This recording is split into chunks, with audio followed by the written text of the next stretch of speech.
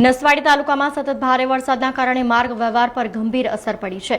કંડવા ગામ પાસે કવાંટને જોડતા મુખ્ય માર્ગ પર આવેલા માર્ગ મકાન વિભાગના આવેલ બ્રિજની બંને સાઈડો તેમજ ડામર રસ્તા ધોવાઈ જતા ભારે વાહનોની અવરજવર તાત્કાલિક બંધ કરવામાં આવી છે।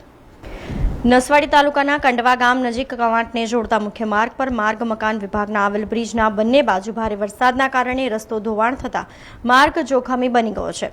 સુરક્ષાના હેતુથી તંત્ર દ્વારા ભારે વાહનોની અવરજવર તાત્કાલિક બંધ કરવામાં આવી છે, જેના કારણે અનેક ગામો સાથેનો સંપર્ક પ્રભાવિત થયો છે। પરિસ્થિતિની ગંભીરતાને ધ્યાનમાં રાખીને જાણ થતાં છોટાઉદેપુર જિલ્લાના કલેક્ટર તાત્કાલિક સ્થળ પર પહોંચ્યા હતા અને બ્રિજની સ્થિતિનું નિરીક્ષણ કર્યું હતું। ત્યારબાદ તેમણે નસવાડી તાલુકાના હરિપુરા, નસવાડી અને કુકાવટી સહિતના વરસાદથી અસરગ્રસ્ત વિસ્તારોની મુલાકાત લઈ સ્થિતિની સમીક્ષા કરી હતી। આ સાથે જિલ્લા કલેક્ટરે સંબંધિત અધિકારીઓને અસરગ્રસ્ત વિસ્તારોનું તાત્કાલિક સર્વેક્ષણ કરીને નુકસાનનો વિગતવાર અહેવાલ રજૂ કરવાની સૂચના આપી છે, જેથી જરૂરી સહાય અને પુનઃસ્થાપન કામગીરી ઝડપથી હાથ ધરી શકાય। બીજી તરફ રાજ્ય માર્ગ અને મકાન વિભાગના અધિકારીઓ અને કર્મચારીઓ દ્વારા બ્રિજની સાઈડના સમારકામની કામગીરી યુદ્ધના ધોરણે શરૂ કરવામાં આવી છે। તંત્ર દ્વારા માર્ગને વહેલી તકે ફરી વાહન વ્યવહાર માટે સુરક્ષિત બનાવવાના પ્રયાસો હાથ ધરાયા છે।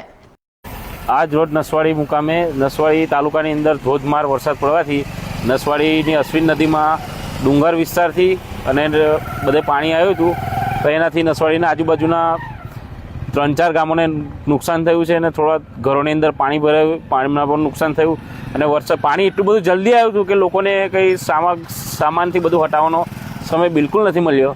એના માટે ખાસું નુકસાન થયું છે નસવાડીમાં। એના માટે તલાટી લોકોએ સર્વે કર્યું છે તમામ જગ્યાએ અને મામલતદાર સાહેબ અને કલેક્ટર સાહેબ પણ આવીને ગયા છે, એટલે તમામ લોકોને જે રાહત તકી છે। આજે તમે આ જગ્યા ઉપર ઊભા છો?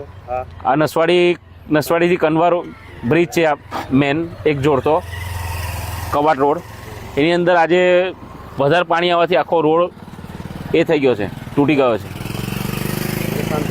કામ ચાલુ છે। હમણાં કોન્ટ્રાક્ટરે થોડું ઘણું હરખું કર્યું છે, એટલે નાના વાહનો જાય છે, હેવી વાહનો બંધ કરી દીધા છે હમણાં આજે રસ્તા પર।